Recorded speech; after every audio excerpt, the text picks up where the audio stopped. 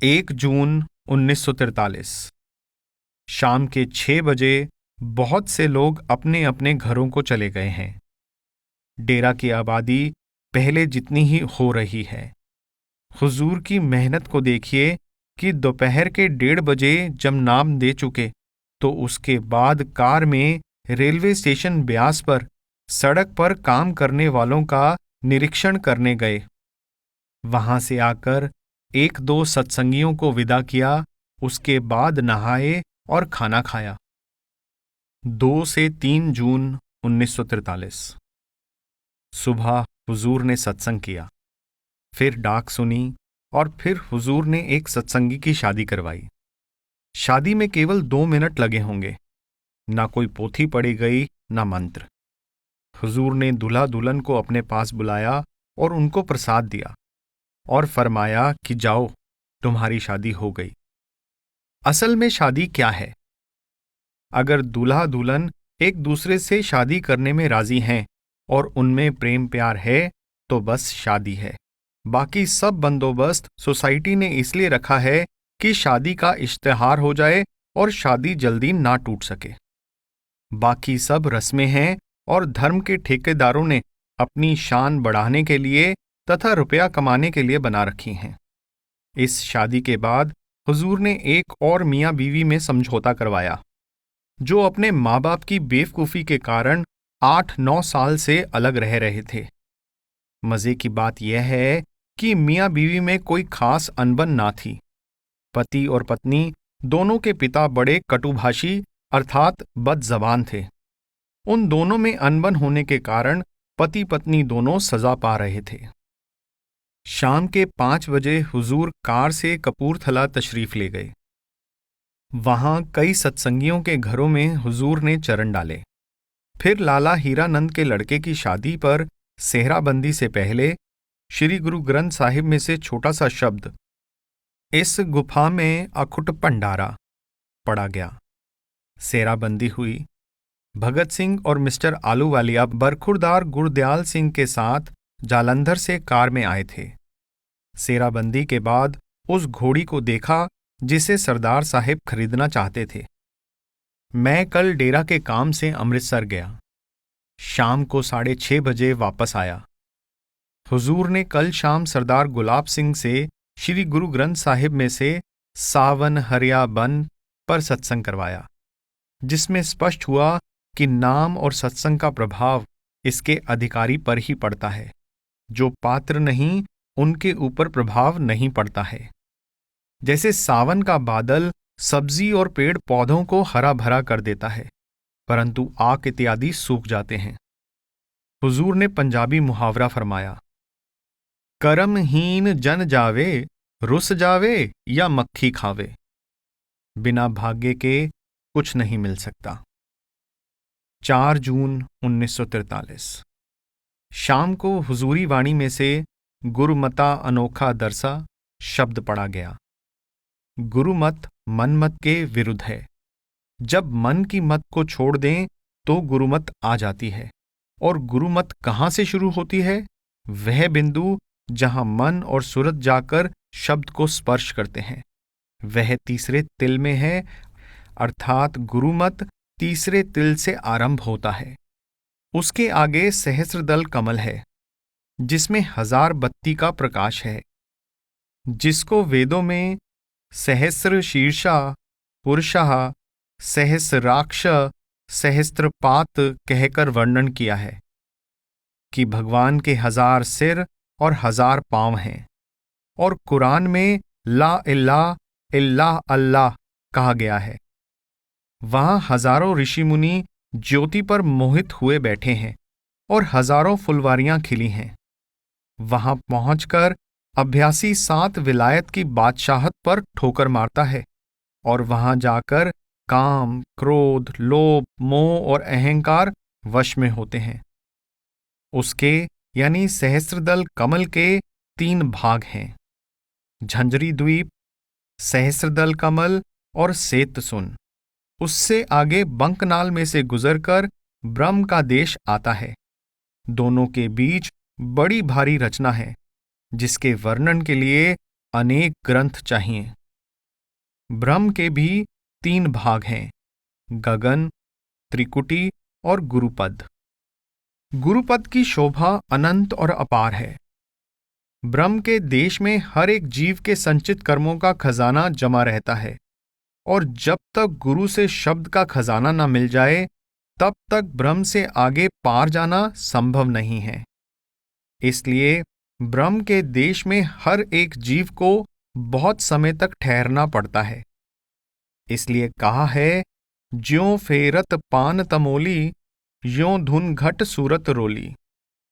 जैसे गले हुए पान को पनवाड़ी काट काट कर अच्छा भाग रख लेता है, वैसे ही रूह के सब कर्म वहां कट जाते हैं। सत्संग के बाद हुजूर रात के 1:30 बजे तक डेरा के प्रबंध के विषय में बातचीत करते रहे। कल शाम को श्री गुरु ग्रंथ साहिब में से सत्संग हुआ। उसके बाद हुजूर सेवादारों को, जो सड़क पर राख डाल रहे थे, दर्शन देने गए। क्योंकि डेरा की सड़क बैलगाड़ियों, तांगों, मोटर कारों के लिए बिल्कुल खराब हो गई है।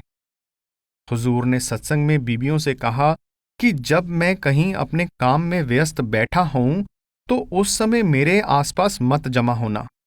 इससे मुझे कष्ट होता है और मुझे नाराज होकर तुम लोगों को हटाना पड़ता है। क्या तुम चाहती हो कि मेरे क्रोध की किरणें तुम्हें लगें? सत्संग में मैं प्रेम भाव में लीन होता हूं और प्रेम से संगत को देखता हूं। उस समय मेरे दर्शन करो, उसमें सबका लाभ है। एक सत्संगी को उसके पत्र के उत्तर में कहा गया कि यदि मन सिमरन में लगता हो तो ध्यान या शब्द की ओर आकर्षित होने की जरूरत नहीं। यदि मन सिमरन को छोड़कर बाहर जाता हो तो सद्गुरु के कल्पित स्वरूप का ध्यान करो। यदि फिर भी बाहर जाता हो तो साथ शब्द का सहारा भी दे दो। एक सत्संगी ने कहा कि गैर सत्संगी कहते हैं कि जो शब्द तुम सुनते हो यह नाद नहीं, बल्कि खून के दौरे की सरसराहट या हवा की गूंज है। हुजूर ने जवाब दिया कि यदि यह दोनों बातें ठीक मान भी ली जाएं तो भी चिदाकाश के परे प्राण नहीं जाते। इसलिए वहां के शब्द के विषय में यह नहीं कहा जा सकता कि वह प्राणों की सरसराहट या हवा की गूंज है। 6 से 10 जून 1943। अमृतसर, जालंधर और लाहौर से बहुत से सत्संगी दर्शन के लिए आए। सुबह 8 बजे हुजूरी वाणी में से राधा स्वामी धरा नर रूप जगत में पढ़ा गया। सरदार भगत सिंह ने कहा कि जपजी साहिब में भी गुरु के वचन मानने की बड़ी महिमा की गई है। मन्ने की गत कही न जाए, जे को कहे पीछे पछताए। जब तक रूह अंदर जाकर सद्गुरु के नूरी स्वरूप को ना देख ले, चंद्र चकोर जैसी प्रीत नहीं आ सकती। किसी ने पूछा कि क्या मेस्मरिज्म जानने वाले किसी सत्संगी की आत्मा को बुला सकते हैं? उत्तर मिला, नहीं, बल्कि भूत प्रेत देवी देवता भी उन्हीं कमजोर जीवों को सता सकते हैं जो उनसे डरते हों। जो उनसे ना डरे उसका कुछ नहीं बिगाड़ सकते। जैसे कहावत है कि भूत प्रेत परोहना, जो मन्ने उसको मारे। एक व्यक्ति भैरों की पूजा किया करता था। उसके भाई ने भैरों को बहुत सी गालियां दी। दूसरे दिन पूजा में भैरों ने अपने सेवक को कहा कि तुम्हारे भाई ने मुझे बहुत सी गालियां दी हैं, मैं तुम्हारे बच्चों को मार डालूंगा। सेवक ने नम्रता से कहा कि मेरा क्या दोष है, मेरे भाई को मारो जिसने तुम्हें गालियां दी हैं। भैरों ने कहा कि वह तो हमसे डरता नहीं, इसलिए तुम्हें इसकी कीमत चुकानी पड़ेगी। आज हुजूर बड़े व्यस्त रहे। उन्होंने अपने कार ड्राइवर को छुट्टी दे दी। इसके बाद उनके निजी मेहमान लुधियाना से तशरीफ लाए। शाम को उनको सत्संग सुनाया। वे सत्संगी नहीं थे। सत्संग में श्री गुरु ग्रंथ साहिब का शब्द जगजीवन साचा पढ़वाया गया। हुजूर ने फरमाया कि कभी कभी अवतारों को भी कर्मों का हिसाब देना पड़ता है। केवल गुरु ही इस हिसाब से बचा सकते हैं। सद्गुरु सूरमा हैं और शहंशाह हैं। हुजूर ने स्वर्गीय बाबा काहन पेशावर वाले की लंबी कहानी सुनाई कि बाबा साहेब मस्ती की हालत में रहते थे और उनको अपने शरीर की परवाह ना थी। ध्यान दें, बाबा काहन पेशावर के पहुंचे हुए फकीर थे जिनका महाराज सावंत सिंह जी से लंबे समय तक संपर्क रहा। जब बड़े महाराज जी ने उनसे नामदान मांगा तब उन्होंने उत्तर दिया कि बड़े महाराज जी किसी और की जिम्मेदारी हैं और उचित समय आने पर वह व्यक्ति स्वयं प्रकट हो जाएगा। चादर के एक कोने में रोटी बंधी होती, दूसरे में विष्टा लगी होती। एक बार बाबा काहन की हुजूर के साथ नौशहरा से पेशावर जाने की इच्छा थी, परंतु 12 बज गए और बाबा काहन स्टेशन को जाने का नाम ही नहीं ले रहा था। बार बार कहने पर कहता कि मैं जर्नैल हूं, जब तक मैं नहीं जाऊंगा गाड़ी नहीं आएगी। जब गाड़ी के समय के बाद रेलवे स्टेशन पर पहुंचे तो पता चला कि गाड़ी लेट है। गाड़ी में टिकट लेकर बैठ गए। पेशावर छावनी पर उतरना था। हुजूर के मिस्त्री के पास जो दूसरे डिब्बे में बैठा था सबके टिकट थे। वह तो उतर गया, परंतु बाबा काहन ना तो स्वयं उतरे और ना हुजूर को उतरने दिया। बार बार कहते कि मैं जर्नैल हूं, मेरी फौज आएगी तो उतरूंगा, अभी मेरी फौज नहीं आई। इस तरह बातें होते होते गाड़ी चल दी और पेशावर का स्टेशन आ गया। सब लोग उतर गए, परंतु बाबा काहन डिब्बे के दरवाजे के सामने रास्ता रोककर खड़े हो गए कि ना तो मैं स्वयं उतरूंगा ना मैं तुमको उतरने दूंगा, क्योंकि अभी मेरी फौज नहीं आई। जब सब यात्री उतर चुके तो सफाई वाले कुली आ गए। अंग्रेज लोग बाबा जी के बहुत श्रद्धालु थे। स्टेशन मास्टर वगैरह को पता चला, वह भी आ गए। अच्छी खासी 200 के करीब भीड़ इकट्ठी हो गई। तब बाबा जी ने कहा कि मेरी फौज आ गई, अब उतरूंगा। अतः रेलवे स्टेशन से काबली दरवाजे की ओर चल पड़े।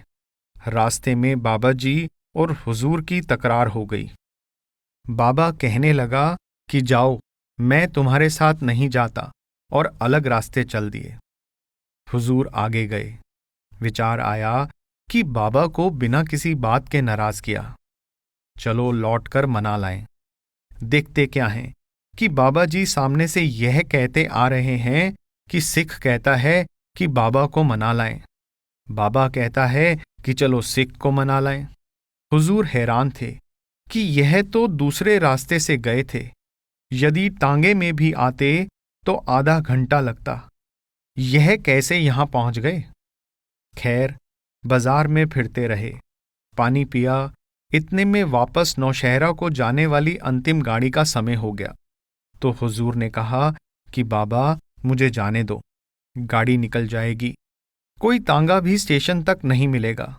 बाबा ने कहा कि फिक्र मत करो, एक तांगा केवल तुम्हारे इंतजार में अड्डे पर खड़ा है, जब तक तुम न जाओगे न जाएगा। हुजूर अड्डे पर आए। वहां केवल एक ही तांगा था। उस पर सवार होकर स्टेशन पर आ गए। रात को सरदार हरबंस सिंह, जो कि हुजूर के सबसे छोटे पुत्र हैं, की सुपुत्री की सगाई की रस्म सरदार इंदर सिंह के सुपुत्र के साथ हुई, जो फौज में लेफ्टिनेंट हैं। सुबह 7 बजे राव बहादुर शिव ध्यान सिंह पिसावा के रईस की सुपुत्री की मंगनी सरदार चरण सिंह जी के साथ हुई। उपस्थित जन और हुजूर महाराज जी प्रसन्न थे और दोनों घरानों को बधाई दे रहे थे। हुजूर ने कहा कि जैसे इन दोनों की पत्रियां आपस में मिलती हैं, वैसी बहुत कम मिलती देखने में आई हैं। सरदार साहिब ने कहा कि जैसे यह मोतियों की जोड़ियां हैं, वैसे ही उनको सहरा देना। हुजूर ने उत्तर दिया कि जो मौज मालिक की, कीता लोड़िए कम सो हर पे आखिए। हुजूर का कल लाहौर सत्संग के लिए जाने का विचार है। वहां से बुधवार या बृहस्पतिवार को वापस आएंगे। मैं बृहस्पतिवार 10 जून को लुधियाना से वापस आ गया। हुजूर अभी तक वापस नहीं आए। 11 जून 1943। 9 बजे के करीब हुजूर लाहौर शेखुपुरा होकर वापस पधारे। आते ही ना तो आराम किया ना पानी पिया। डाक मांगी। डाक 3-4 दिन की इकट्ठी हो गई थी, उसमें काफी समय लग गया। शाम को 7 बजे सत्संग सरदार गुलाब सिंह ने रामचरितमानस के उत्तरकांड में से किया। कल्याण पत्रिका जो गोरखपुर में छपती है, उसमें उत्तरकांड में से कुछ चौपाइयां टीका करके छपवाई हैं, जो अच्छी धार्मिक चीज है। उसमें से मानसिक रोगों का वर्णन पढ़ा गया। बड़े बड़े रोगों, काम, क्रोध आदि के अतिरिक्त गोस्वामी जी फरमाते हैं कि पराये सुख को देखकर जलना और पराई निंदा, वैर, विरोध, यह सब मानसिक रोग हैं। बहुत से सांसारिक जीवों को तो इनका पता ही नहीं, फिर उनको इनके इलाज का ख्याल कैसे आए? जिनको पता है वे इलाज जानते हैं। विषयों की आशा छोड़नी चाहिए और आशा, मनसा, तृष्णा त्याग देनी चाहिए। गुरु भक्ति से असाध्य रोग दूर हो जाते हैं और मन के स्वास्थ्य के ये लक्षण हैं कि दिन ब दिन वैराग्य बढ़ता जाए और विषय वासना कम होती जाए। गृहस्थ होने पर जब हम ब्याह शादी में खुशी से फूल फूल कर बैठते हैं, तो हमें यह भी समझना चाहिए कि गृहस्थ में मरना, रोग, बीमारियां, हानियां भी होंगी। उनको दिल में जगह नहीं देनी चाहिए। मालिक का हुक्म मानकर सब्र करना चाहिए। यह महकमा और है तथा भजन सिमरन का महकमा और है। यह नहीं हो सकता कि जो व्यक्ति नेक पाक हो और भजन करता हो, उसको दुनियावी दुख ना आए। वह तो पिछले जन्म के कर्मों के कारण आएंगे ही। हाँ, आगे इस जन्म के अच्छे कर्म फल देंगे। डलहौजी जाना 1 सप्ताह के लिए स्थगित हो गया है, क्योंकि डेरा के बहुत से काम अभी बाकी हैं, उनको समाप्त करके जाना होगा। आजकल गर्मी बहुत है। डलहौजी जाने के दिन यही हैं, परंतु हुजूर डेरा के हित को सबसे ऊपर रखते हैं। 12 जून 1943। शाम को शनिवार होने के कारण अमृतसर, लाहौर, जालंधर के सत्संगी सत्संग के समय आ गए और हुजूरी वाणी में से यह शब्द लिया गया, कहाँ लग कहूं कुटिलता मन की। हुजूर ने स्वयं व्याख्या की। अपने अवगुणों को दूर करने के 2 तरीके बताए गए हैं। या तो जीव सद्गुरु की दया का आसरा लेकर उनसे प्रार्थना करे कि मेरे में अमुक अमुक अवगुण हैं, उनसे मेरा पीछा छुड़ाया जाए, या विवेक विचार से स्वयं उनको मन से निकाल दे। हुजूर ने फरमाया कि कुछ सत्संगी स्त्री पुरुष यह सोचते हैं और शेखी बगाड़ते हैं कि देखो, तुम्हारे कहने से हुजूर ने अमुक काम नहीं किया, बल्कि मेरे कहने से किया। अर्थात सद्गुरु को मूर्ख समझते हैं, जबकि सद्गुरु हमेशा अपनी मौज से काम करते हैं, किसी के कहने सुनने में नहीं आते। उनके साथ हर एक सत्संगी का संबंध अलग अलग है। वह एक का भेद दूसरे से नहीं कहते। फिर फरमाया कि अगर हम सत्संगियों के अवगुण और पाप उनके मुंह पर कहने लगें, जैसे बीबी हरिपुर वाली कहा करती थी, तो कोई भी नजदीक ना आए। सद्गुरु भोले बनकर गुजारा करते हैं, सब कुछ जानते हुए भी अनजान बन जाते हैं। जीवों को चाहिए कि उनके साथ ऐसा बर्ताव करें जैसे दाता के सामने महागरीब कंगाल भीख मांगने वाला करता है। दाता उसको बार बार गालियां दे देकर इनकार करता है, परंतु वह गालियों की परवाह ना करता हुआ वही गरीबी धारण किए हुए खड़ा रहता है, बार बार मांगता है, तो दाता को कुछ ना कुछ देना ही पड़ता है। हुजूर ने फरमाया कि जो सत्संगी संतों की हुजूरी में रहते हुए संतों के प्रति एक साधारण मनुष्य का भाव ना लाएं, तो उनका बेड़ा पार हो जाता है। सगे हुजूरी बहज बिरादरे दूरी, यानी सेवा में उपस्थित रहने वाला आदमी उस संबंधी से अच्छा है जो संतों को एक साधारण आदमी समझता है। यदि नजदीकी के कारण अभाव आ जाए तो दूर वालों से भी बदतर हो गए। इसलिए जो लोग संतों की संगति में रहते हैं, उनके लिए सावधानी से रहना बहुत जरूरी है। 13 जून 1943। हुजूर महाराज जी सारा दिन काम में लगे रहे। डेरा के हिसाब किताब की पड़ताल की, सुबह पत्र इत्यादि लिखवाते रहे। शाम को सरदार गुलाब सिंह जी ने सत्संग किया और फरमाया कि कृपा या दया 3 प्रकार की है। एक ईश्वर की कृपा, जिसने मनुष्य शरीर प्रदान किया। फिर गुरु की कृपा, जिसने अंदर जाने का रास्ता बताया। तीसरी आत्मा की दया, अर्थात इंसान का नेक चलन रखकर भजन सिमरन करना।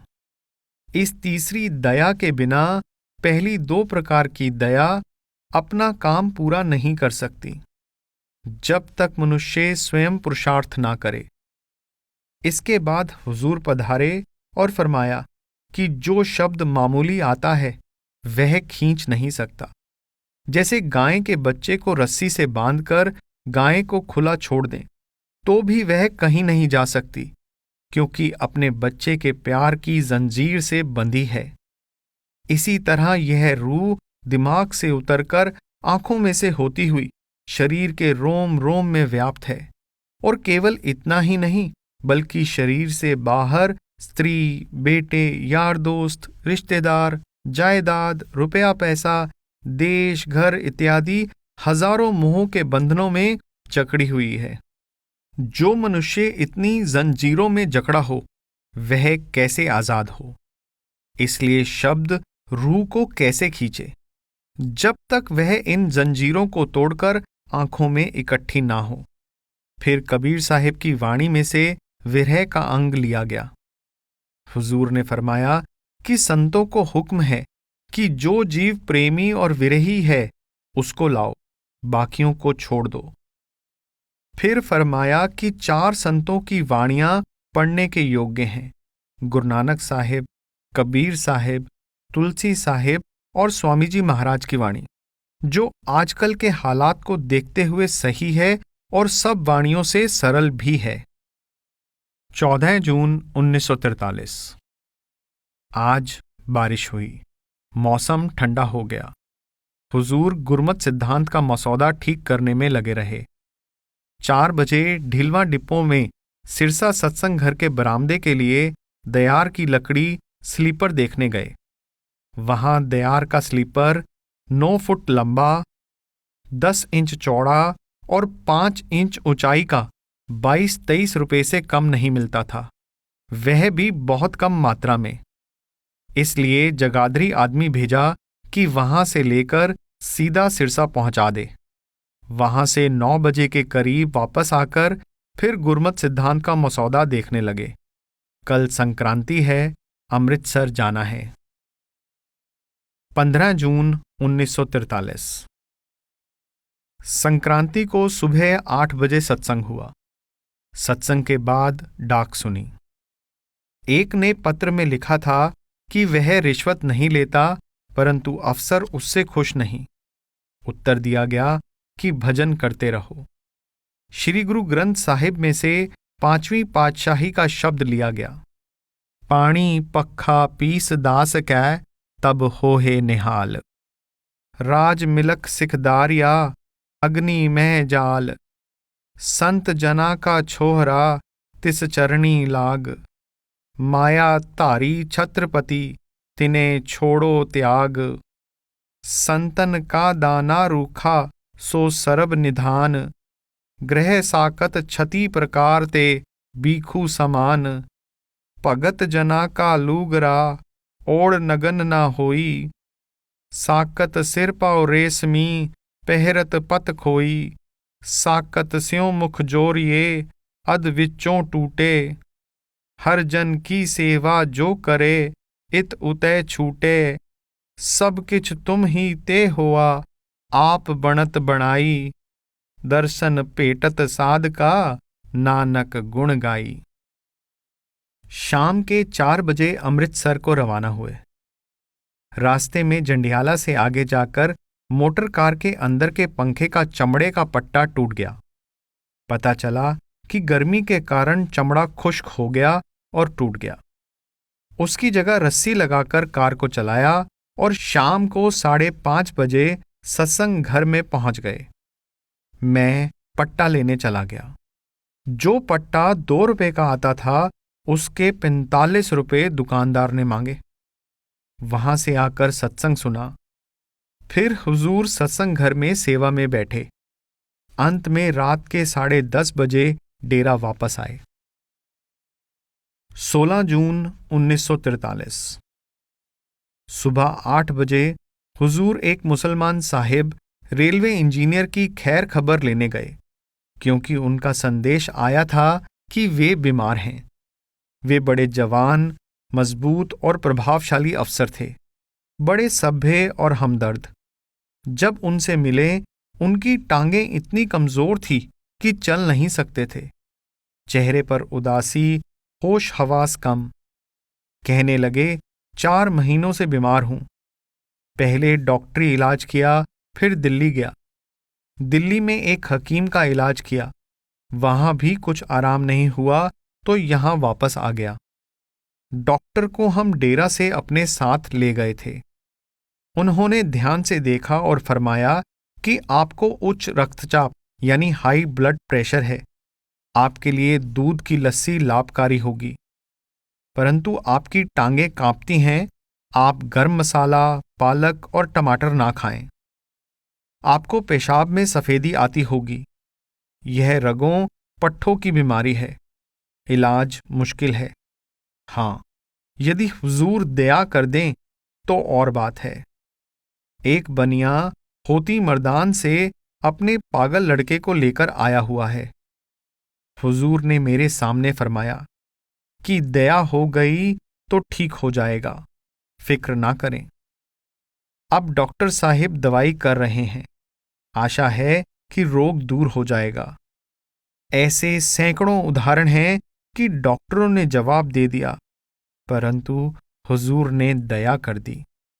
हुजूर आज भी गुरमत सिद्धांत को पढ़ रहे हैं और बड़े मग्न हैं। शाम के 6 बजे डाक सुनी और उसके बाद 7 बजे के करीब सत्संग में तशरीफ ले गए। हुजूर ने फरमाया कि मैं अपना भजन सिमरन छोड़कर साथ संगत की सेवा करता हूं, परंतु हमेशा यह हालत नहीं रहेगी। वह समय भी आएगा जब तुम लोग मेरे से बात करने के लिए कठिनाई से वक्त पा सकोगे। फिर भाई हुक्म सिंह का किस्सा सुनाया कि उसने प्रेम में आकर बीवी बच्चे छोड़ दिए और स्वयं डेरा में रहकर भजन सिमरन करने लगा। वह जब अंदर दृश्य देखता तो बाहर जोश में आकर बताने लगता। कई बार हुजूर बाबाजी महाराज ने उसको समझाया कि यह खुशी अपने अंदर हजम करो, परंतु उससे ना हो सका। अंत में उसके दृश्य बंद कर दिए गए, मगर वह भजन बराबर करता गया। 1918 में जब इन्फ्लुएंजा की बीमारी फैली तो वह बीमार हो गया। हुजूर से विनती की कि मुझे चरणों पर मत्था टेकने की इजाजत दी जाए, परंतु हुजूर ने जवाब दिया कि मैं किसी से चरणों पर मत्था नहीं टिकवाता। इस पर उसने कहा कि यदि यह आपके चरण हैं तो मत्था नहीं टेकता, यदि बाबाजी महाराज के चरण हैं तो मैं मत्था टेकता हूं। हुजूर लाजवाब हो गए और मत्था टेकते ही उसके अंदर के नजारे खुल गए। फिर कहने लगा कि शब्द पढ़ो। बस लोग शब्द पढ़ने लगे, उसने चोला छोड़ दिया। जैसे बाप अपने लड़के की कमाई, रुपया पैसा उसको नहीं देता, ऐसा ना हो कि कहीं खो दे या फेंक दे। इसी तरह सद्गुरु अपने सेवकों के भजन सिमरन को जमा करते हैं ताकि वह उसको कहीं खो ना दे, अंत समय देते हैं। सत्संग के बाद हुजूर राय साहिब हर नारायण के चबूतरे पर आकर विराजमान हुए और बातें करते रहे। कल डाक में एक लड़के का खत आया कि वह परीक्षा में 3री बार फेल हो गया है। हुजूर ने उत्तर लिखवाया कि उसको चाहिए कि मेहनत करता रहे, कभी ना कभी जरूर सफल हो जाएगा। फिर फरमाया कि यही हाल परमार्थ में है। सत्संगी को चाहिए कि लगा रहे। मालिक देख रहा है कि मेरा बंदा मेरे इंतजार में है, कभी तो दरवाजा खोलेगा। सद्गुरु शिष्य की कमाई जमा रखते हैं ताकि वह कहीं खो ना दे, अंत समय देते हैं। 17 जून 1943 शाम के सत्संग में 2 शब्द हुजूरी वाणी के पढ़े गए। चुनर मेरी मैली भई, अब का पै जाऊं धुलान। मन मैला है। जब तक मन सफेद ना हो जाए, मालिक का दीदार ना कर सकेगा, और जब तक दीदार ना हो, 84 लाख योनियों में फिरना बंद नहीं हो सकता। रूह घाट घाट पर चुनरी धुलाने के लिए गई, अर्थात तीर्थ, व्रत, पूजा, पाठ, तप, यज्ञ, हवन सब कुछ करके देखा, परंतु मन मैले का मैला रहा। अंदर में रोशनी ना हुई। तुलसीदास जी ने भी रामचरितमानस में यही लिखा है कि रूह अविनाशी ईश्वर की अंश है, परंतु माया के हवाले कर दी गई है। माया ने इसको तन मन के पिंजरे में कैद कर लिया है। काल ने काम, क्रोध, लोभ इत्यादि में फंसा दिया है, जिनका मैल मन पर चढ़ने से रूह अपवित्र हो गई है। धोने वाला केवल सद्गुरु है। उसके धोने का कोई अन्य उपाय नहीं, सिवाय इसके कि जहां कहीं पूरे सद्गुरु का सत्संग हो, वहां जाकर रूह और मन को धुलाया जाए। दूसरे शब्द में धोने की विधि बताई है कि रूह और मन को सद्गुरु के चरणों में रख दिया, अर्थात रूह और मन को 9 द्वारों से समेटकर अंतरी सद्गुरु के चरणों तक पहुंच गए। वहां शब्द से मिल गए और धीरे धीरे ऊपर को चढ़ते गए, यहां तक कि सेत सुन अर्थात पार ब्रह्म में पहुंचकर चुनरी सफेद हो गई। जब चुनरी सफेद हो गई तो मालिक से मिलने के योग्य हो गई। हुजूर ने फरमाया कि संतों को हुक्म नहीं कि जबरदस्ती रूहों को यहां से सतलोक में ले जाएं, क्योंकि काल ने सत्पुरुष से कई युगों की भक्ति करने के बाद 3 वर प्राप्त किए हुए हैं। पहला यह कि किसी को अपने पहले जन्म की खबर ना हो। यदि पहले जन्म की खबर हो कि कौन कौन से बुरे कर्म की क्या क्या सजा अब इस जन्म में भुगत रहे हैं, तो कोई भी पाप ना करे, सब लोग ईश्वर से जा मिले। दूसरे यह है कि संत करामात ना दिखाएं, वरना संतों के लिए क्या कठिन था कि किसी जगह मुर्दे को जिंदा किया, दूसरी जगह अंधे को आंखों की रोशनी दे दी। इस प्रकार हजारों लाखों आदमी उनके पीछे लग जाते हैं। तीसरी यह है कि जहां भी मैं किसी रूह को रखूं, वहीं पर वह खुश रहे। परिणाम यह है कि एक मोरी का कीड़ा भी मरना नहीं चाहता, अपने हाल में खुश है। फिर फरमाया कि जिसके हृदय में संतों ने नाम का बीज बोया, वह अवश्य एक ना एक दिन सतलोक पहुंचेगा। किसी की ताकत नहीं कि उसको रोक सके। हाँ, जल्दी या देर से पहुंचना उसके शौक और मेहनत पर निर्भर है, क्योंकि संत किसी को जबरदस्ती खींचकर नहीं ले जाते, जब तक उसकी अपनी इच्छा वहां जाने की ना हो। सत्संग का क्या मतलब है? यही कि जीवों में वहां जाने का शौक पैदा हो और इस संसार से वैराग्य पैदा हो।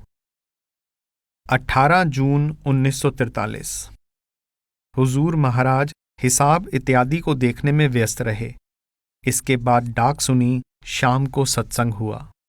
साधु दरबारी दास ने भाई गुरदास जी की वारा में से शब्द सुनाए। जे गुर सांग वर्तदा, सिख सिदक ना हारे। हुजूर ने फरमाया कि परीक्षा के वक्त कोई विरला ही पास होता है, जैसे स्वयं भाई गुरदास जी खरे न उतर सके। जब गुरु हरगोविंद साहिब ने उनको घोड़े खरीदने के लिए काबुल भेजा, उन दिनों नोट नहीं होते थे। मोहरें और रुपए खच्चरों पर लाद कर ले गए, काबुल में खेमे लगा दिए, और जब घोड़ों वाले पठानों से सौदा करके खेमे में से रुपए निकालने गए, तो क्या देखते हैं कि रुपयों के बजाय ईंटें और रोड़े भरे हैं। डरे कि पठान लोग मार डालेंगे, इसलिए खेमे के दूसरी तरफ से भागकर काशी यानी बनारस पहुंच गए। हुजूर ने फरमाया कि यदि वह भरोसे वाले होते तो उन्हीं ईंटों और रोड़ों को रुपये की तरह गिनकर पठानों को दे देते। इसी प्रकार वेद व्यास जी के सेवक जैमिनी जी, जो पूर्व मीमांसा दर्शन के लेखक हुए हैं, उन्होंने व्यास जी से अपनी किताब की तारीफ की। व्यास जी ने कहा कि अच्छी है, परंतु अमल करना कठिन है। जैमिनी जी ने उत्तर दिया कि कोई मुश्किल नहीं। तब व्यास जी ने फरमाया कि परीक्षा लेकर देख लेंगे। इस प्रकार एक रात जवान औरत बनकर जैमिनी जी की कुटिया के पास रोने पीटने लगे। ऋषि जैमिनी जी से कहा कि मैं रास्ता भूल गई हूं, मुझे रात अपनी कुटिया में रहने दो। उसने उत्तर दिया कि मैं तो औरतों की शक्ल तक नहीं देखता, तुम यहां नहीं ठहर सकती। औरत ने जवाब दिया कि यदि मुझे जंगली जानवर रात को खा गए तो पाप तुम्हारे सिर पर आएगा। इस पर ऋषि ने कहा कि अच्छा, तुम इस कमरे में चली जाओ और अंदर से कुंडी लगा लो। यदि मैं भी आऊं तो भी ना खोलना। रात को ऋषि जी की आंखों के आगे उसी औरत की शक्ल आने लगी। मन ने कहा कि उससे बातें करने में क्या हर्ज है, बुरा काम नहीं करेंगे। चुनाचे मन को बहुत रोका पर ना रुका। उसके कमरे का दरवाजा खटखटाया। उसने कहा कि मैं नहीं खोलूंगी। ऋषि ने पुकारा कि मैं जैमिनी हूं, तो औरत ने कहा कि इस वक्त तुम जैमिनी नहीं हो। अंत में ऋषि के मन ने इतना जोर मारा कि वह छत फाड़कर कमरे के अंदर कूद पड़ा। देखा तो वहां कोई औरत नहीं थी, बल्कि स्वयं व्यास जी महाराज विराजमान थे। बहुत शर्मिंदा हुआ। गुरु ने कहा कि किताब लिखनी और बात है, उस पर अमल करना और बात है। इस व्याख्या के बाद हुजूरी वाणी में से सद्गुरु का नाम पुकारो, सद्गुरु को हीरे धारो का शब्द पढ़ा गया। हुजूर ने खुद खोलकर समझाया। सद्गुरु का नाम पुकारो से मतलब है जो नाम सद्गुरु ने बताए हैं उनका सिमरन करो। सद्गुरु जो वर्णात्मक नाम सिमरन करने के लिए सेवक को बताते हैं वे निजी नाम हैं, अर्थात सतलोक तक जितनी मंजिलें रास्ते में आती हैं उनके धनियों के निजी नाम हैं। जब किसी को उसके अपने नाम से आवाज दी जाती है तो वह आकर्षित होता है। वैसे ही जब निजी 5 नामों का सिमरन किया जाता है तो अंदर के देशों के मालिक यानी अधिष्ठाता आकर्षित होती हैं और धीरे धीरे सिमरन करने वाले की आत्मा को अंदर आकर्षित कर लेते हैं। यह लाभ सिफाती यानी गुण प्रकट करने वाले नामों के जपने में नहीं है। राम, रहीम, गिरधारी, मुरारी इत्यादि सब सिफाती नाम हैं। यदि किसी व्यक्ति को उसके सिफाती नाम से पुकारा जाए तो वह आकर्षित नहीं होता। सद्गुरु को हीरे धारो का तात्पर्य है कि सिमरन जब पूर्ण हो जाए तो ध्यान करो। ऐसे ही तुलसी साहिब जी ने फरमाया है, छच्छा छिन छिन सुरत सवार लार दृक के रहो, तन मन दर्पण मांझ साज सुरती से गहो, लगन लगे लख पार सार तब पाया, अरे हाँ रे तुलसी संत चरण की धूर नूर दरसाया। अर्थात हर समय रूह को आंखों में इकट्ठा करने का यत्न करो। जब टकटकी लग जाएगी तो असलियत का पता लग जाएगा। फिर ध्यान के विषय में तुलसीदास जी ने रामचरितमानस में फरमाया है, श्री गुर पद नख मनि गण ज्योति, सुमृत दिव्य दृष्टि ही होती। अर्थात गुरु के चरणों के नाखून का ध्यान भी जब अंदर आ जाए तो अंदर प्रकाश ही प्रकाश हो जाता है।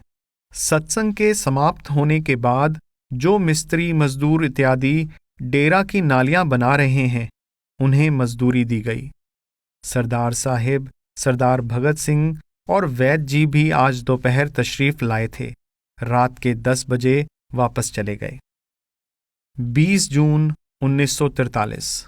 आज शाम को हुजूर ने स्वयं सत्संग फरमाया और हजूरी वाणी में से तुम साध कहावत कैसे, मैं पूछूं तुमसे ऐसे शब्द पढ़ा गया। हुजूर ने फरमाया कि साधु को चाहिए कि यदि किसी के यहाँ सत्संग करने जाए तो उससे केवल किराया और रोटी ले। यदि यूं ही फिरता हुआ जाए तो उसका कोई हक नहीं कि सत्संगियों से किराया ले। फिर फरमाया कि साधुओं को चाहिए कि 6 घंटे हर रोज भजन करें, इससे उनका अपना भी बनेगा और जो दूसरों का खाना पड़ता है उस कर्जे का भी भुगतान होता जाएगा।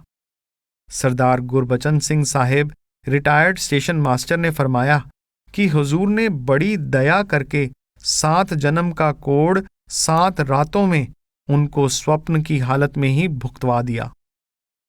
डलहौजी की यात्रा 21 जून 1943। सुबह 4:45 बजे हुजूर कार से नहर के रास्ते डलहौजी रवाना हुए। अजीज काका रघुवीर सिंह, हुजूर महाराज जी का परपोता भी मेरे साथ कार में बैठा था। जब जीटी रोड रैया पर पहुंचे, जहां से नहर की पटरी की तरफ मुड़ना था, तो सरदार भगत सिंह जालंधर से कार में आ पहुंचे। कहने लगे कि कल शाम को पेट में दर्द हो गया था, नहीं तो कल ही आ जाता। उन्होंने हुजूर को खमीरा गौ ज़ुबान अमरी पेश किया कि रोज 4 माशे खाली पेट खाकर ऊपर से दूध पी लिया करें। वहां से नहर की पटरी पर हो लिए। रास्ते में धरदेव, मेहता, घुमान व डाला की संगत को दर्शन देते हुए 7 बजे गुरदासपुर के सामने पटरी पर पहुंच गए। हुजूर ने कह रखा था कि गुरदासपुर की संगत को दर्शन देंगे, इसलिए पटरी से बाएं हाथ को चल पड़े। मौसम अच्छा था, उजाला हो गया था। रास्ते में सड़क पर वृक्ष थे और उनमें आमों के वृक्ष भी थे, जिनमें खूब हरे हरे आम लदे हुए थे। मालूम होता था कि अब के यहाँ आम की फसल अच्छी है। गुरदासपुर बड़ा हरा भरा और ठंडा शहर है। हमें लाला ईशरदास एडवोकेट की कोठी पर जाना था। विचार था कि वहां संगत जमा होगी। मैं गुरदासपुर 10 माह रहा हूं। कई बार एडवोकेट साहिब की कोठी देखी होगी, परंतु रास्ता भूल गया। अंत में पूछते पूछते वहां पहुंच गए। वहां तो सन्नाटा छाया हुआ था। दरवाजा खटखटाया तो बीबी जी ने कहा कि वकील साहिब के बड़े भाई का देहांत हो गया है। वह तो अमृतसर गए हैं और हुजूर के आने का यहां किसी को पता नहीं।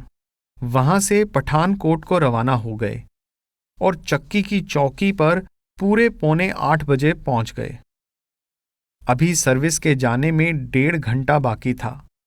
शंकर सिंह के साथ जवाली, जिला कांगड़ा से बहुत से आदमी और बीबियां दर्शन के लिए आए हुए थे। सड़क वही थी, इसलिए हुजूर को करीब के मैदान में कुर्सी पर बिठाकर सारी संगत आसपास बैठ गई। मैं और ड्राइवर दामोदर पीछे कार के पहरे पर रहे। मैं तो पास की दुकान पर कुछ खाने चला गया। हुजूर 8:45 बजे उठकर कार के करीब आ गए। अंत में 9:15 बजे फाटक खुला, मगर सिवाय हमारी कार के ना कोई लॉरी ना कोई दूसरी कार डलहौजी की तरफ जा रही थी। हुजूर ने फरमाया कि आज 1.25 लाख ही जाएंगे। रास्ते में दुनेरे से जरा इधर बरखुरदार का जी मचलाने लगा। कार खड़ी की गई, फिर आगे चले। मैं भी ऊँघता था और काका तो कभी सोता था कभी जागता। अंत में दुनेरे पहुंचे। लेमनेड पिया। यहां गरम गरम जलेबियां और बेसन सबने पसंद किया। यहां शहरों के मुकाबले घी की मिठाई अच्छी मिलती है, क्योंकि विलायती घी का इस्तेमाल नहीं करते। वहां से 10:30 बजे चल पड़े। रास्ते में मैं और हुजूर बरखुरदार का ध्यान चीड़ के वृक्षों, पहाड़ियों के घरों, उनकी छोटी छोटी गायें बकरियों की ओर दिलाते गए, जिससे उसका जी ना मिचलाए। अंत में वह सो गया। ना उसने पहाड़ों के नज़ारों की परवाह की, ना पहाड़ियों के घरों की। बनी खेत के पास सर्दी सुहावनी महसूस हुई। डाक खाने पर बहुत सी संगत जमा थी। एल्समियर में खूब खामोशी और ठंडक थी। मैदानी इलाके की गर्मी से आने पर हमें यह मौसम बड़ा अच्छा लगा। कोठी की खामोशी दिल को खींचने वाली थी। अभी तक डलहौजी में गहमा गहमी नहीं हुई। सब सड़कों पर खामोशी है। दोपहर को लू नहीं है और शाम को नवंबर जैसी सर्दी होती है। शाम को कर्नल मार्टिन भी पधारे। वह बनारस से 15 दिन की छुट्टी पर ग्रैंड व्यू होटल में ठहरे हुए हैं। उन्होंने अर्ज की कि काम की अधिकता की वजह से और नया काम होने की वजह से उनको मन को एकाग्र करने में मुश्किल होती है। हुजूर ने फरमाया कि जब मन खाली हो सिमरन किया करो, और यह जो मुश्किल है उस वक्त तक मुश्किल है जब तक तुम जरा अंदर जाकर सद्गुरु के स्वरूप का दर्शन नहीं करते, क्योंकि उस समय तक तुम्हें अकेले सफर करना पड़ता है। उसके बाद सफर आसान हो जाएगा और अंतर में रस आएगा, क्योंकि वह दुनिया यद्यपि मायामय है फिर भी इस दुनिया से हजारों गुना ज्यादा सुंदर है।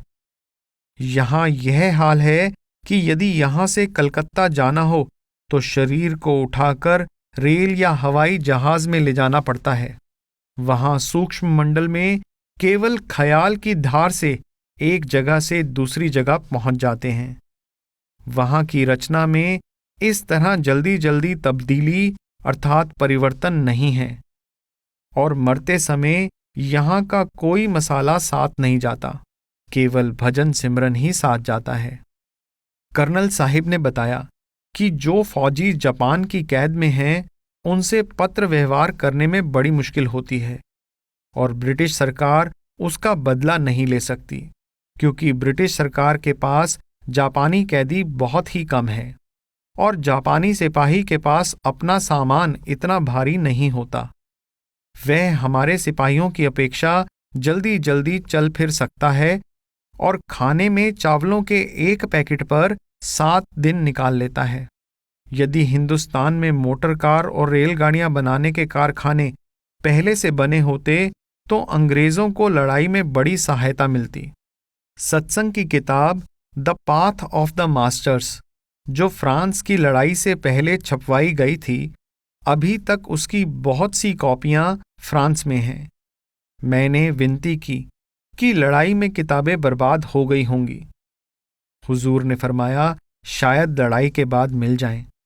हुजूर डलहौजी की कोठी की खामोशी और मौसम के सुहावनेपन से बहुत खुश हैं, और फरमाया कि यहाँ शब्द जोरों पर है।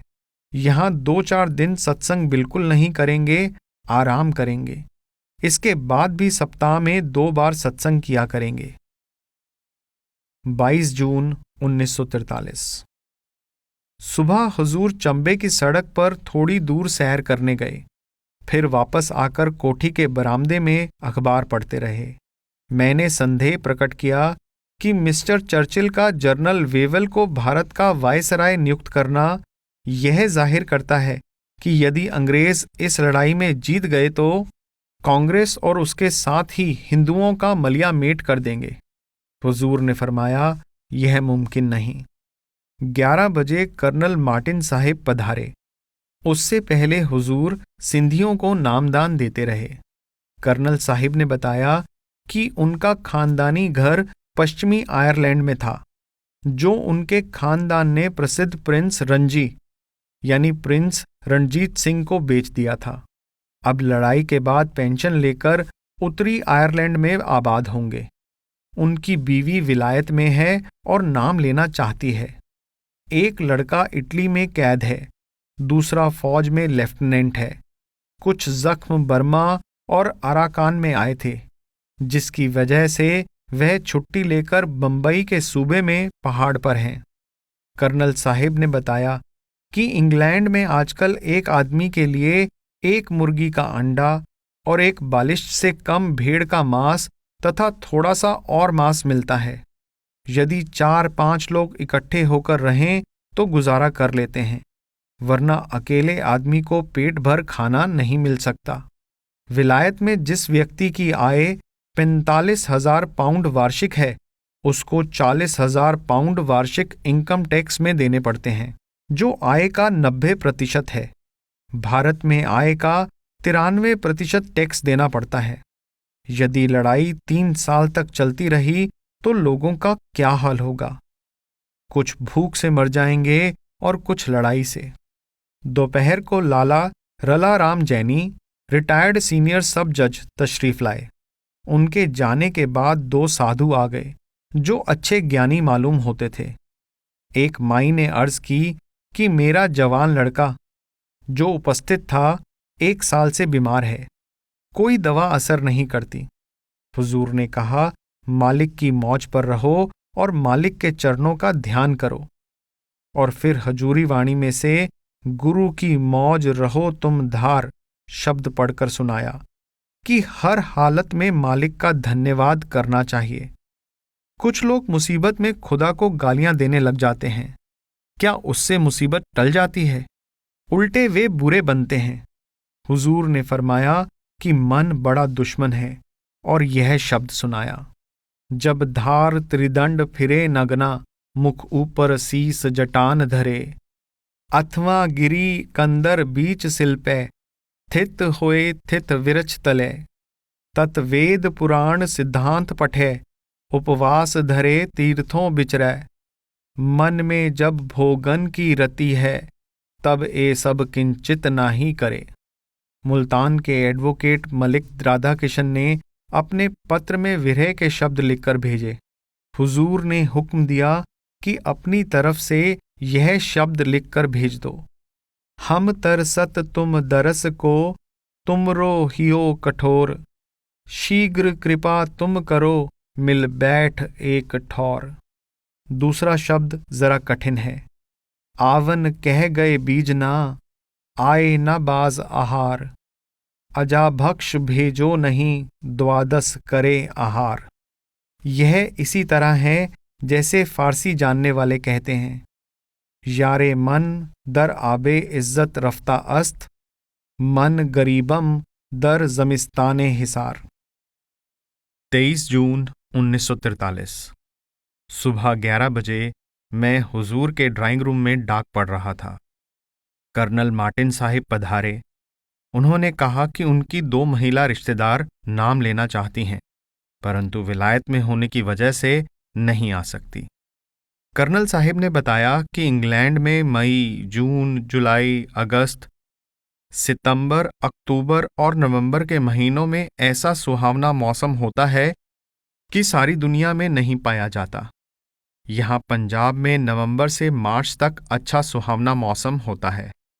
शाम के 6 बजे वृंदावन के सोपती हरिजी अपने 5-6 सेवकों के साथ पधारे। उनका व्यवहार सच्चे साधुओं और महात्माओं जैसा था। उन्होंने अपनी मान बढ़ाई की कोई परवाह ना की और अपने सेवकों की उपस्थिति में हुजूर को नम्रतापूर्वक प्रणाम किया और बड़ा प्रेम भाव प्रकट किया। साथ कुछ फल फूल लाए थे। हुजूर ने यह कहकर मना कर दिया कि मैं गृहस्थ हूं, आप त्यागी हैं। गृहस्थ का धर्म है कि साधुओं की सेवा करे, ना कि उल्टा साधुओं से ले। खैर, हुजूर ने भी उनको आम इत्यादि पेश किए, जो वे प्रसाद के रूप में अपने साथ ले गए। उनकी इच्छा अनुसार हुजूर ने कबीर साहिब का शब्द कर नैनो दीदार महल में प्यारा है पढ़वाया और खूब व्याख्या की। फरमाया कि संस्कृत को देववाणी इसलिए कहते हैं कि संस्कृत वर्णमाला के 52 अक्षर पिंड के निचले 6 चक्रों में मिलते हैं। गुदा चक्र में 4, इंद्री चक्र में 6, नाभि चक्र में 8, हृदय चक्र में 12 और कंठ चक्र में 16। 2 छठे चक्र के 2 दल कमल में, बाकी 4 अंतःकरण के 4 दल कमल में। लेकिन पिंड स्वयं नाशवान है, प्रलय में नष्ट हो जाएगा, इसलिए यह 52 अक्षर भी नाशवान है। इसलिए कबीर साहिब ने फरमाया है, 52 अक्षर लोकत्रय, सब कुछ इन्हीं माहें, ए अक्षर खिर जाहेंगे, ओ अक्षर इनमें नाहें। वे 2 अक्षर पार ब्रह्म में हैं, जिनमें से एक तो निचली सृष्टि का प्रबंध करता है दूसरा ऊपर के देशों को ले जाता है। सब संतों ने अपने अपने कलाम में इन 2 अक्षरों का वर्णन किया है। हुजूर ने बताया कि जब वे गलियों में नौकरी करते थे तो एक बार उनको बहुत अच्छी सुगंध आने लगी, जिससे उनका मन मोहित होने लगा। आगे चलकर देखा कि एक कश्मीरी महात्मा रास्ते में बैठे थे। हुजूर अदब से घोड़े से उतरकर उनके पास गए। वह महात्मा खिलखिलाकर हंस पड़ा और बोला कि खुशबू लेने वाली नाक भी कोई कोई होती है। फिर हुजूर ने फरमाया कि काल और माया ने यह धोखा किया है कि ब्रह्मांड के 6 चक्रों का अक्स अंड में और अंड के 6 चक्रों का अक्स पिंड में बनाकर लोगों को उनमें भटका दिया, आंखों से ऊपर नहीं जाने दिया। हुजूर ने सब स्पष्ट करके बताया कि कौन कौन से चक्र का अक्स कहाँ कहाँ है, लेकिन यहां उसको बताने की जरूरत नहीं है। सत्संग के बाद लाला अर्जुन दास, एग्जीक्यूटिव इंजीनियर, अमृतसर निवासी भी तशरीफ लाए और हुजूर के साथ सैर को गए। रास्ते में हुजूर ने फरमाया कि इस दुनिया के जाल से निकलना बड़ा मुश्किल है। पहले तो लोगों को दुनियावी धंधों से ही फुर्सत नहीं कि विचार करें कि कहाँ से आए हैं और कहाँ जाएंगे। यदि किसी ने विचार किया भी हो तो फिर मजहब की जंजीरें तैयार हैं। जिस धर्म में कोई पैदा हुआ उसी को सच्चा समझकर मरने के बाद मुक्ति का विश्वास करके बैठ गया। आगे रूहानी तलाश की जरूरत नहीं समझी। जो विरले भाग्यशाली कामिल फकीरों की संगत में आए उनको असली रहस्य का पता लगा। वे 84 से छूटकर अनंत खुशी में जा समाये। 24 जून 1943 11 बजे रियासत चंबा के काउंसिल के मेंबर साधुराम साहिब और कर्नल मार्टिन तशरीफ लाए। दीवान साहिब ने बताया कि उनका नया जन्म हुआ क्योंकि उनको मेनिंजाइटिस हो गया था। उसके बाद 7 बजे हुजूर बीबी कमल, जो डेरा इस्माइल खां की रहने वाली हैं, की कोठी पर तशरीफ ले गए। वहां एक बीबी ने ग्रामोफोन के रिकॉर्ड लगाए। पहला कबीर साहिब का था, आज प्रीतम मेरे घर आए, कहत कबीर धन भाग हमारे। दूसरा शब्द, पिया मिलन को जाना, पी की नगरिया, कठिन डगरिया, पल पल पग फिसलाना, पिया मिलन को जाना। तीसरा शब्द, घूंघट का पट खोल रे। चौथा शब्द, जादू है। इसके बाद हुजूर ने बीबी के पति, जो अभी तक सत्संगी नहीं हैं मगर बड़े शरीफ और मिलनसार व्यक्ति हैं, से फरमाया कि कोई वस्तु हमारे साथ नहीं जाती, अंत समय केवल तमाशा ही पल्ले रह जाता है। इसका मतलब यह नहीं कि इंसान को यदि परमात्मा ने धन दौलत और पदवी दी है तो उनको छोड़ दे, बल्कि उनसे फायदा उठाए, आराम करे, मगर दिल में यह जरूर याद रखे कि यह 4 दिन का खेल है और यहीं छूट जाना है। अपना परलोक भी सुधारे, वरना अंत समय यमदूत आकर जान निकालेंगे और धर्मराज के दरबार में खड़ा किया जाएगा। वहां कौड़ी कौड़ी का हिसाब लिया जाएगा। जैसे हजरत ईसा ने बाइबल में कहा है कि हिसाब पाई पाई का होगा। यदि नाम और सद्गुरु की शरण इस जिंदगी में ली होगी तो धर्मराज के पास नहीं जाना पड़ेगा। उसके कर्मों का लेखा धर्मराज की कचहरी से सद्गुरु के हाथों में चला जाता है। हुजूर ने बताया कि उनका अपना नजदीकी रिश्तेदार, जिसकी धर्म पत्नी सत्संगिन थी, बिना नाम के गुजर गया। बेचारा पुलिस में अफसर था। कई बार उसकी पत्नी ने उसको सत्संग में लाने की कोशिश की, मगर वह अभागा यही कहता, अभी धोबी ने कपड़े धोकर नहीं दिए, अभी कोट सिलकर नहीं आया। अंत समय यमदूतों ने आ घेरा, लगा चीखने, काके की मां, यह देख, मेरे हाथ जला दिए। ओह, मुझे ना मारो, मैं कमजोर हूं, मर जाऊंगा। मगर अब क्या होना था जब चिड़िया चुग गई खेत। यह दुनिया शहद की कटोरी के समान है। जो मक्खी शहद के बीच में लालच करके आन उतरी, उसके पंख चिपक गए। शहद भी ना खा सकी और मर भी गई। जो मक्खी शहद के किनारे बैठी, वह शहद भी खा गई और उड़ भी गई। यही हाल सत्संगी का होना चाहिए। दुनिया में ज्यादा आसक्त ना हो। वापसी पर रास्ते में पहाड़ी औरतें नए नए पहाड़ी ढंग के कपड़े पहने, काली जैकेट पहने, चांदी के जेवरों से लदी हुई मिली। मालूम हुआ कि आज बनी खेत में मेला हो रहा है। ये लोग वहां से वापस आ रहे हैं। 25 जून 1943। 11 बजे कर्नल साहब विदा लेने आए। हुजूर से समय लेकर अभ्यास की बातें पूछते रहे।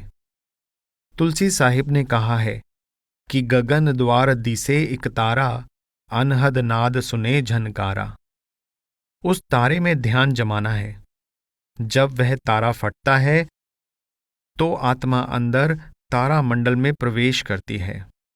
हुजूर ने शाम को फारसी के चुने हुए पदों में से कुछ पद स्वयं अपने मुखारबिंद से पढ़कर लोगों को सुनाए, जो मौलाना रूम की मसनवी में से थे, जिनका मतलब यह था कि दुनिया एक कुआं है और शब्द उस कुएं में रस्सी है। आत्मा को चाहिए कि रस्सी को पकड़कर कुएं से बाहर आ जाए और काम क्रोध से बचे। 26 जून 1943। शाम को सर गुज्जरमल अमृतसर वाले तशरीफ लाए और कुछ साधु महात्मा भी आए। श्री गुरु ग्रंथ साहिब में से पाठ पढ़्यो और वेद विचार्यो, और मारू राग में से भी एक शब्द गुर गोपाल गुर गोविंदा पढ़ा गया। हुजूर ने फरमाया, जो महात्मा अंदर खंडों ब्रह्मांडों पर जाता हो वही दूसरे को ले जा सकता है, उसी को गुरु कहते हैं। लेकिन ऐसे महात्मा बहुत कम मिलते हैं और हमें उनकी पहचान भी नहीं है। हुजूर ने फरमाया कि देवी और देवताओं को पूजना ऐसे ही है जैसे कोई आदमी अपने सेवक की सेवा में लग जाए। यह सब देवी देवता आत्मा की सेवा के लिए नियुक्त किए गए हैं, ना कि आत्मा के पूजने के लिए। आत्मा के लिए पूज्य केवल परमात्मा है। पूर्ण गुरु के बिना परमात्मा का मिलना असंभव है। शाम को हुजूर सर गुज्जरमल के साथ सैर को गए। सर गुज्जरमल ने पूछा कि ज्योतिष शास्त्र कहाँ तक ठीक है। हुजूर ने जवाब दिया कि यह भी एक साइंस है। इसमें 3 तरह से गलती होने की संभावना है। एक तो जन्म का समय अधिकतर ठीक मालूम नहीं होता, कुंडली ही गलत बनती है। दूसरे, इस ज्ञान के माहिर जो लालच ना करें कम मिलते हैं। तीसरे, पंडित लोग पैसे के लालच से लोगों की तसल्ली के लिए कुंडली को ठीक नहीं पढ़ते और कह देते हैं कि फलां ग्रह का फलां उपाय करो, अमुक जाप कराओ या अमुक दान पुण्य करो। यह केवल तसल्ली है। ग्रह का प्रभाव नहीं हट सकता। ग्रह तो वृक्ष, घास फूस, फल, पौधे, जानवर इत्यादि सब पर असर करते हैं। उनका असर भजन सिमरन से ही कुछ कम होता है, वरना सबको कर्मों का नतीजा भोगना पड़ेगा, जिसका ग्रह केवल इशारा करते हैं। ग्रह चाल सही है। 27 जून 1943। सुबह हुजूर लाला अर्जुन दास इंजीनियर की कोठी पर गए। वहां शेख फजलुद्दीन भी आ गए। इधर उधर की बातें होने लगी। वहां 1 घंटे तक रहे। लाला अर्जुन दास को उनकी कोठी की मरम्मत के विषय में और नई कोठी की नींव के विषय में सलाह देते रहे कि लकड़ी के तख्ते जो कमरों के फर्श में लगते हैं, के जो जोड़ होते हैं, उनके नीचे पत्थर के रोड़े जरूर होने चाहिए, ताकि जोड़ गले नहीं, वरना फर्श की नमी से यह जोड़ विशेषकर पहाड़ों में गल जाते हैं।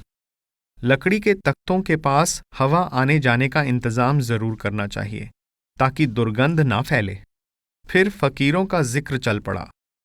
हुजूर ने फरमाया कि जिंदा हकीम, जिंदा हाकिम और जिंदा फकीर फायदा देता है।